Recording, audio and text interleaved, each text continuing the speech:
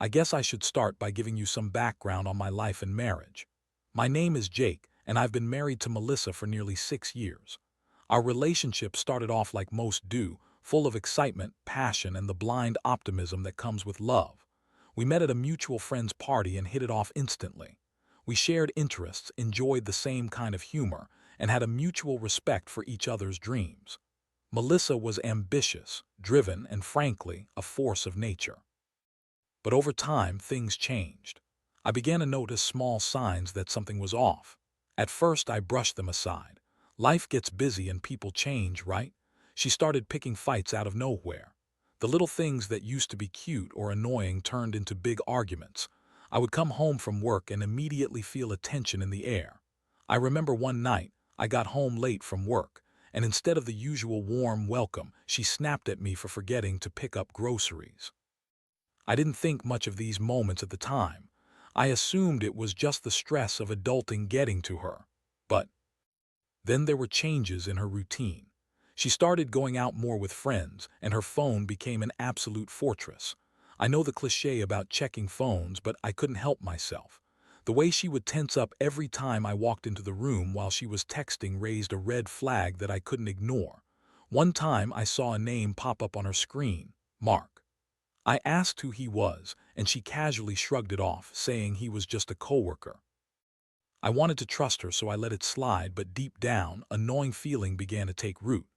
The real turning point came one evening when I came home early from work, excited to surprise her with her favorite takeout. I walked in and heard muffled voices coming from our bedroom. My heart sank as I got closer, and what I heard next made my stomach twist. It was Melissa, laughing and talking intimately with someone. I clenched my fists, debating whether to barge in or wait. My curiosity got the better of me, and I stepped closer to the door, trying to make sense of what I was hearing. Then, I heard it, "I can't wait to see you again." My blood ran cold, I barely breathed as I listened. It felt like I was trapped in a surreal nightmare. I finally gathered the courage to knock on the door. The voices went silent, and moments later Melissa opened the door. Her expression went from shock to pure panic. I could see the color drain from her face. My heart raced as I confronted her, demanding to know who she was talking to. She played it cool at first, acting as if I was overreacting. "It was just a joke, Jake. You're being ridiculous," she said, her voice shaky, but I could see through her lies. I demanded to know the truth. After a few moments of back and forth, she finally cracked. "It's nothing, just a friend from work," she insisted, but I could see the guilt written all over her face. At that moment, all the pieces started falling into place. I felt a wave of anger wash over me, mixed with disbelief. How could she do this? This was my wife, the woman I thought I knew inside out. I felt like I was drowning in a sea of betrayal. There was a part of me that wanted to scream, to throw things, to make her feel the pain she had caused me, but instead I just stood there, feeling like a ghost in my own home, trapped in this horror that had become my life. As I replayed her excuses in my mind, I felt a growing sense of rage and sadness. I was no longer just the husband. I felt like the fool who had been played for a sucker. It was a lot to process, and I needed to think. So I took a step back. I needed a plan. A way to address the mess that had become my marriage, and more importantly, a way to reclaim my dignity. Stay tuned as I figure out my next steps. In the days that followed, I was a whirlwind of emotions. I felt angry, confused, and utterly betrayed. The days dragged on as I replayed that moment over and over in my head, dissecting every word, every expression on Melissa's face. I couldn't sleep, barely ate, and when I did, it was just to keep up the facade of normalcy at work. I became a master at pretending everything was okay, but inside I was crumbling. I started to gather evidence, wanting to confront her with facts rather than just suspicions. I knew it wasn't healthy, but I needed to know what I was dealing with. I checked her social media. She had become more active, posting photos from nights out that I had never been invited to. I saw her tagged in pictures with Mark, always laughing, always looking carefree. The more I saw, the more the rage inside me simmered. It was as if she was taunting me, flaunting her betrayal in my face. Then one afternoon while I was at home, I heard her come in with a friend. I didn't want to face her yet, so I stayed quiet, pretending to be immersed in a book. I could hear them laughing and it stabbed at me. I overheard snippets of their conversation. They were discussing a trip and Melissa mentioned how she couldn't wait to escape for the weekend with Mark. My heart dropped. It felt like a punch to the gut. She was planning a getaway with this guy, while I was sitting at home, playing the dutiful husband. That night I decided I needed to confront her. It was time to put an end to this charade. I waited until after dinner when we were both exhausted from the day. I could tell she was tired too, but I couldn't let that stop me. I took a deep breath and said, "We need to talk." The look on her face suggested she already knew what was coming. I laid everything out, the late nights, the secrets, the photos. I watched as the color drained from her face once again. "What do you mean, Jake? You're overreacting. I told you it's just Mark from work," she exclaimed, her voice rising in pitch, but I wouldn't let her deflect. "Just Mark. I heard you, Melissa. I heard everything. You're lying to me. You're planning a trip with him." Her demeanor shifted and she tried to play the victim. "You're being paranoid. You always jump to conclusions," she shouted, tears welling up in her eyes, but I wasn't buying it anymore. The woman I married wouldn't lie like this. I could feel the anger boiling beneath the surface, and I fought to keep it contained. No more lies. I deserved to know the truth. After a long, tense silence, she finally broke down and admitted, "Okay, fine, I've been seeing him, but it's not what you think. I was unhappy, Jake. You've been so distant and he made me feel alive again." Her words hit me like a freight train. It wasn't just the betrayal that cut deep, it was her justification for it. I felt the world spinning around me as I processed what she was saying. Unhappy, because I work late sometimes. Because I'm trying to provide for us. I shot back, my voice rising. She shrugged, a defensive gesture that made me feel even more frustrated.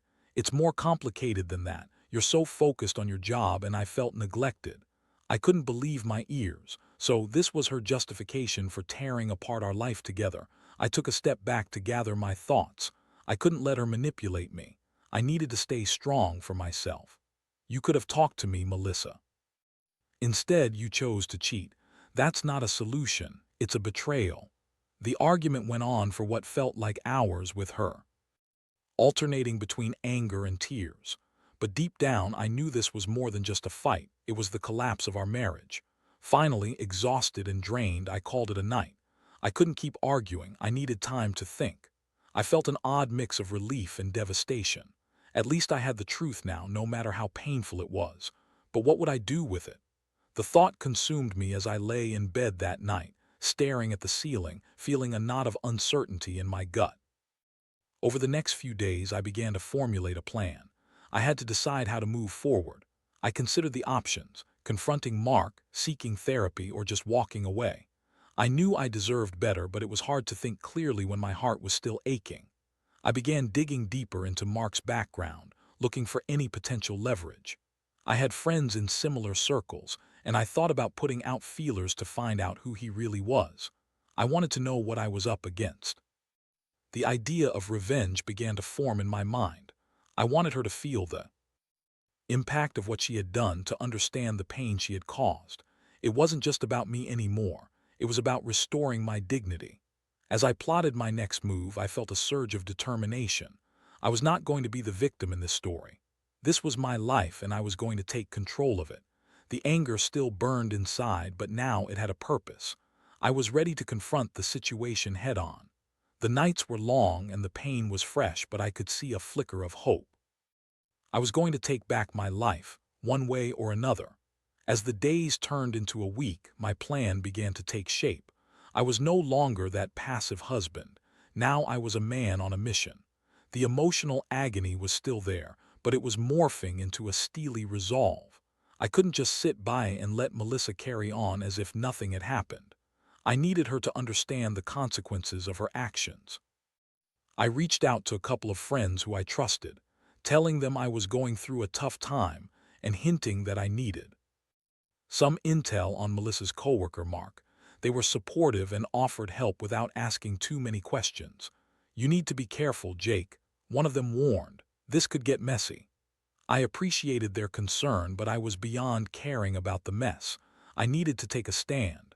I spent my evenings researching Mark. I learned he was in his early 30s, had a decent job, and was known around the office for his charm. It irked me to think of him flirting with my wife, making her laugh when I had been struggling to get a smile out of her for months. I found some photos of him online through social media, and I made it a point to remember his face. It was almost surreal, thinking that this man had invaded my life without a second thought. One night during dinner, I decided to confront Melissa once more. "I want you to tell me everything about Mark," I said, my voice steady but filled with an underlying tension. She looked up from her plate, surprised. "Why, what's it to you?"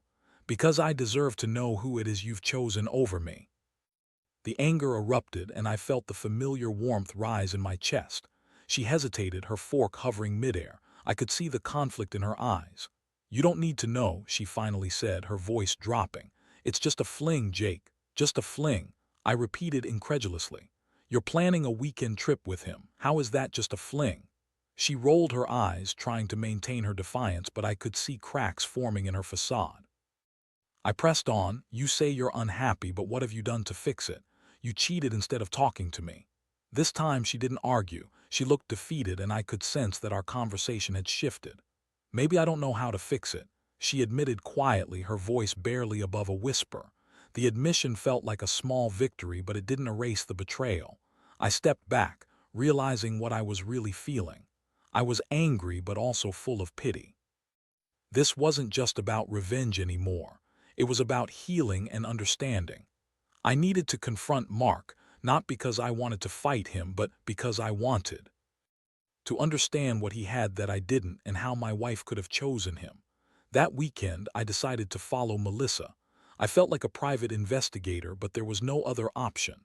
I needed to see for myself what was happening. I spent hours preparing, navigating my emotions, and trying to keep my mind focused. I knew I was crossing a line, but I was desperate for answers. I waited until Saturday evening when I knew she was going out. She dressed up, putting on a cute top that I had never seen before, and spent an unusual amount of time in front of the mirror. The jealousy surged inside me as I watched her get ready. I felt like a stranger in my own home. Once she left, I followed her discreetly. I drove around the city, keeping my distance but making sure to stay close enough to track her movements. I felt like I was in a movie, the stakes high, adrenaline coursing through my veins. Eventually, I saw her pull up to a trendy bar downtown. My heart raced as I parked a few blocks away. I took a deep breath, trying to calm my nerves, and walked towards the entrance. The bar was bustling with people, laughter echoing as I pushed through the crowd. I spotted her immediately. She was at a table, laughing and talking animatedly with Mark. The sight of them together sent a jolt through me. I felt that familiar mix of anger and heartbreak as I watched them. They looked comfortable, too comfortable. Melissa leaned in towards him, and the way she giggled at his jokes made me feel physically ill. I wanted to storm over to them to confront them right there and then. But I held back, knowing that I needed to be smart about this. Instead, I pulled out my phone and snapped a few pictures. I wanted proof of her betrayal, something tangible I could hold on to when the emotions threatened to take over. As I watched them, I felt a cold clarity wash over me. This wasn't just about revenge anymore. It was about reclaiming my life. I had to show Melissa the consequences of her choices. After what felt like an eternity, I decided to leave. I couldn't bear to watch them anymore. As I drove home, the reality of what I had just witnessed sank in. I felt sick to my stomach, not just from what I saw, but from the realization that our marriage was ending. That night I didn't sleep. I stayed up, staring at the ceiling, contemplating what I would say to her when she returned home.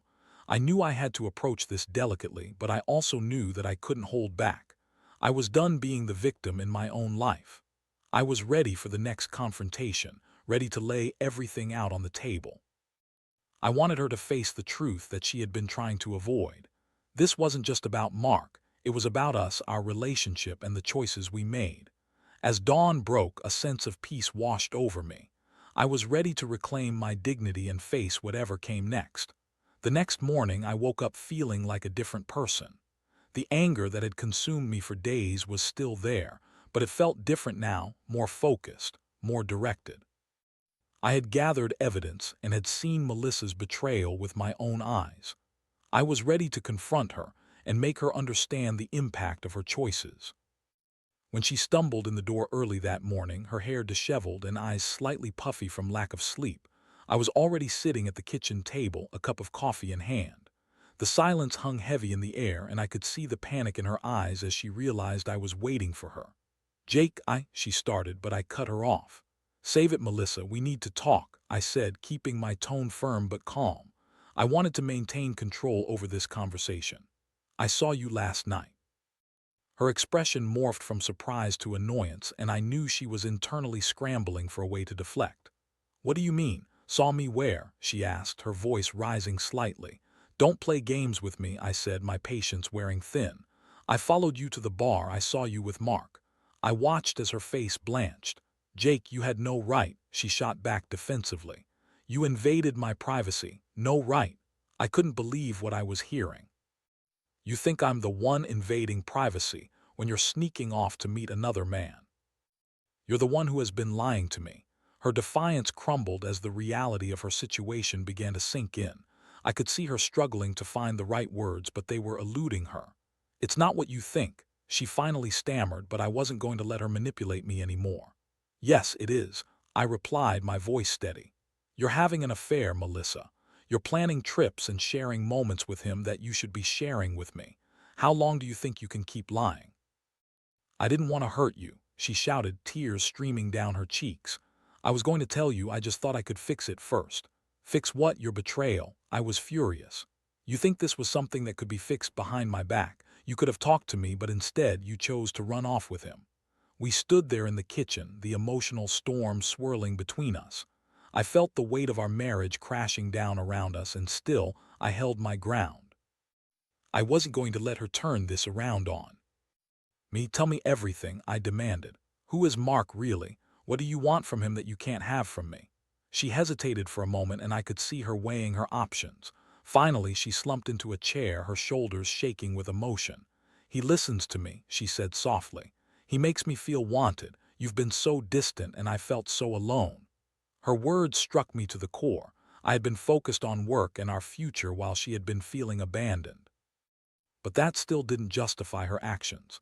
"So cheating was your solution?" I pressed. "You thought betraying me would make everything better." She buried her head in her hands, sobbing quietly. "I'm sorry, Jake, I didn't think." "You didn't think at all," I interrupted, my voice rising again. "You made a choice. You made your bed, and now you have to lie in it." It was a harsh reality, but she needed to understand the weight of her decisions. I pulled out my phone, showing her the pictures I'd taken of them together at the bar. "Look at this," I said as I slid the phone across the table. "This is what you've done. This is what I've been fighting against." Her expression shifted as she looked at the images of her laughing with Mark. "I didn't mean for it to go this far," she whispered. "Then why did you let it?" I asked, my voice steadier now but still filled with hurt.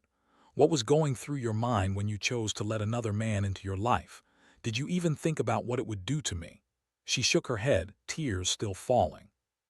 Was caught up in the moment. I thought it was just fun, a distraction from everything. "Fun?" I repeated incredulously. "You think this is fun? You've destroyed our marriage, Melissa. You've shattered the trust we built over years. How do you think we can come back from this?" "I don't know," she admitted, her voice breaking. "I just thought I could make it work with Mark and come back to you once I figured it out." The absurdity of her statement hit me like a slap. "You thought you could juggle two lives. You can't just play with people's lives like that. I deserve better than being treated like a backup plan." The confrontation reached a fever pitch, and as the anger began to dissipate, I felt the sorrow replacing it. I realized I had a decision to make. I could either continue down this painful path of trying to salvage what was left of our marriage, or take a stand for myself and walk away from the toxic environment that had developed. "I need time," I said finally, my voice quieter now. "I need to think about what I want. We can't just pretend this didn't happen." "Jake, please don't leave me," she pleaded, her eyes wide with desperation. "I can change. I'll do anything." "Change doesn't come from words, Melissa," I replied firmly. "It comes from action, and right now, I don't see any actions that show you're committed to fixing this." I could feel the weight of my decision pressing down on me, but I knew I had to prioritize my own well-being. I began to walk away, but before I left the room, I turned back one last time. I don't know if there's anything left to salvage, I said quietly, but you need to understand the gravity of what you've done. As I stepped out of the kitchen, I felt a mixture of sadness and relief. I had finally confronted her, finally laid bare the betrayal that had festered between us. But now I had to figure out my next steps. My heart was heavy, but I felt a newfound sense of clarity. I was ready to reclaim my life, regardless of the pain it might bring. The next few days would be crucial. I needed to decide what to do with my marriage and my future. I had to go through this process of understanding what I truly wanted and what it meant to move forward. The days that followed felt like an emotional roller coaster. I spent hours contemplating everything that had unfolded, and I knew I had to make a decision that would shape my future. I struggled with the reality of my situation. I still loved Melissa, but love alone couldn't fix what had been broken. The trust was shattered, and the betrayal hung like a dark cloud over me. I reached out to a trusted friend, Mike, who had been through a similar experience a few years back. He was sympathetic and offered me a listening ear. When we met for coffee, I poured out everything, the arguments, the affair, the confrontation. "What do you think I should do?" I asked, my voice heavy with uncertainty. "Honestly, man, it's a tough call," Mike said, scratching his beard thoughtfully. "You have to ask yourself if you see a future with her. Can you truly forgive her? Because if you can't, it's better to walk away than to stay in a broken marriage." His words struck a chord. I had been so caught up in the emotional turmoil that I hadn't really considered whether I could ever truly forgive Melissa for what she had done. "I don't know if I can forgive her," I confessed. "Every time I think about it, I feel a knot in my stomach." "Then maybe it's time to start thinking about yourself," Mike advised gently. "Sometimes walking away is the best thing you can do for both of you. You deserve to be happy, man." His perspective helped me gain clarity. While I didn't want to throw away the last 6 years of my life, I also didn't want to spend the next 6 years in a toxic relationship. I started making a mental list of everything that had happened, trying to weigh the good against the bad. But the bad was so overwhelming. When I returned home that evening, I found Melissa sitting on the couch, her eyes red and puffy from crying. The sight of her tugged at my heartstrings, but I had to remember why I was making this decision. "We need to talk," I said, taking a deep breath to steady myself. "Jake, I know I've made mistakes," she began, her voice shaky. "But I want to fix this. I'm willing to do anything." I felt a pang of sadness at her words. "Melissa, you say you want to fix this, but can you really? Can you give me the kind of marriage I deserve? A marriage built on trust and honesty?" She opened her mouth to respond, but no words came out. Her silence spoke volumes. "I want to believe you, I really do," I continued. "But every time I think about what you did, it feels like a knife in my heart. I don't know how to move past it." "I love you, Jake," she pleaded, tears streaming down her cheeks. "I thought I could have both worlds, but I was wrong. Please don't leave me."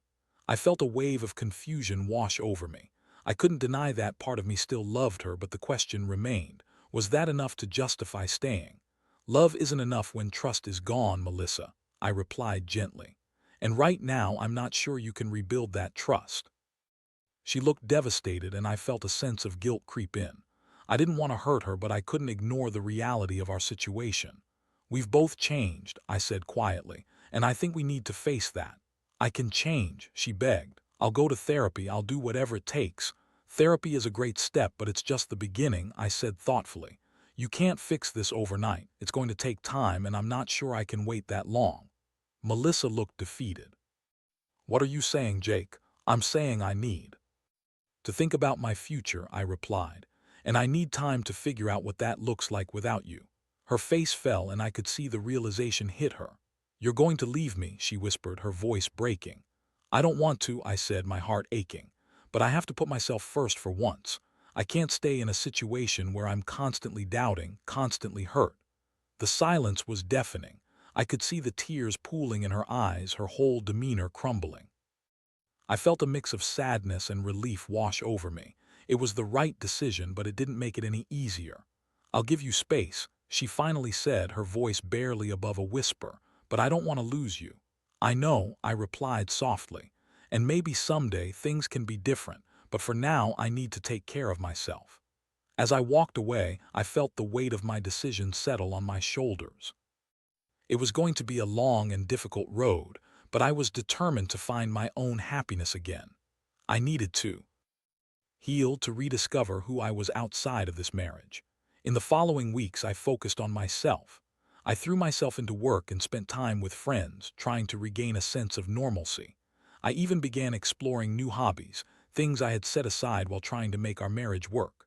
Slowly, I started to feel a flicker of joy return, a reminder that life could be good again. Melissa reached out multiple times, expressing her desire to talk and work things out. I appreciated her efforts, but I knew I wasn't ready. I needed to prioritize my own healing before diving back into the emotional chaos of our relationship. One evening, as I sat at home reflecting on the past few months, I came to a realization. I was learning to find my own identity again. I had spent so much of my life trying to make things work for others that I had forgotten to take care of myself. I was reclaiming my life, and it felt empowering. I knew there were still challenges ahead, but I was beginning to see that I didn't have to face them alone. I had friends, support, and most importantly, I had myself. I was ready to embrace whatever came next, knowing that I had survived one of the toughest experiences of my life. Little did I know that this journey would take me to unexpected places, and the path to healing would lead me to things I never anticipated. But for now, I was finally on my way to finding my own peace. The weeks turned into months, and life started to take on a new rhythm. I was getting used to the idea of being single again. It felt strange at first, navigating the world without Melissa by my side, but I was slowly discovering parts of myself that had been buried under the weight of our troubled marriage. I found solace in my routines, investing time in the gym, picking up new hobbies, and reconnecting with friends I hadn't seen in ages. One evening, I decided to go to a local art exhibit with Mike. It was a chance to unwind and immerse myself in something new. As we walked through the exhibit, I felt a sense of calm wash over me. The vibrant colors, the expressive forms, it was a welcome distraction from the emotional turmoil of the past few months.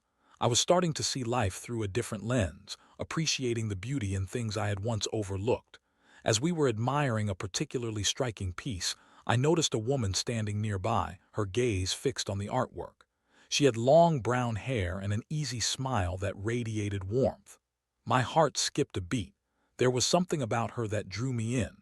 I hesitated for a moment, but Mike nudged me forward. "Go talk to her," he encouraged, and I took a deep breath, stepping toward her. "Hey, what do you think of this piece?" I asked, gesturing toward the painting. She turned and smiled, her eyes sparkling with interest. "I think it's beautiful. There's something so raw and emotional about it." We struck up a conversation discussing art, life, and our favorite hobbies. Her name was Sarah, and as we talked, I felt an unexpected connection. It was refreshing to have a genuine conversation with someone new, and I could feel the weight of my past beginning to lift. As the night progressed, we exchanged numbers, and I couldn't shake the feeling that this was the start of something new. A few days later, we met for coffee, and it felt natural, easy. We shared laughs, stories, and a mutual understanding of the challenges life can throw our way. I was still cautious, knowing I wasn't ready to dive headfirst into a new relationship, but I allowed myself to enjoy the moment. Meanwhile, Melissa had reached out a few times, trying to reconnect, but I maintained my distance. I had to remind myself of the reasons I chose to walk away. Each time she reached out, I felt a mix of guilt and responsibility, but I knew I had to prioritize my own healing first. I needed to establish boundaries and find closure before even considering the possibility of reconciliation. One afternoon, I finally decided to meet with Melissa to talk. I felt it was time to address the elephant in the room, to clarify where we stood. We met at a small cafe, and as we sat down, I could see the apprehension in her eyes. "Thank you for meeting me," she said softly, her fingers nervously fidgeting with her coffee cup. "I think we need to talk about what happened," I began, my voice steady.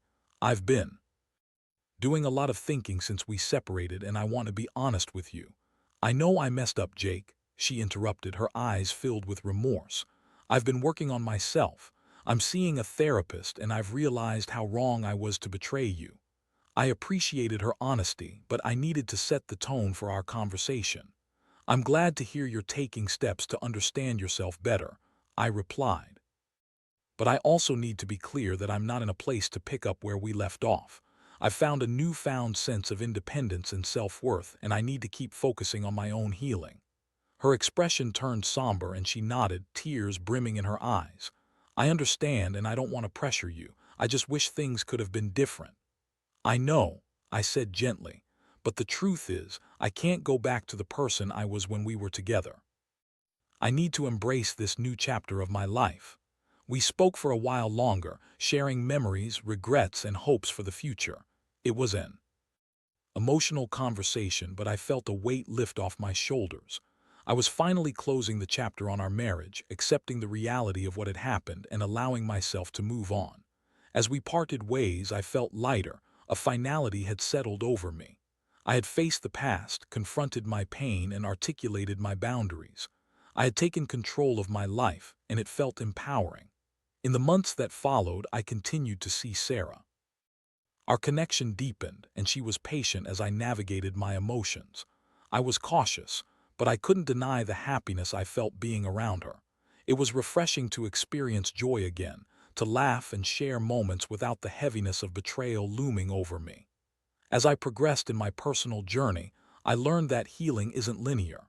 It's messy, complicated, and often requires revisiting feelings you thought you had buried.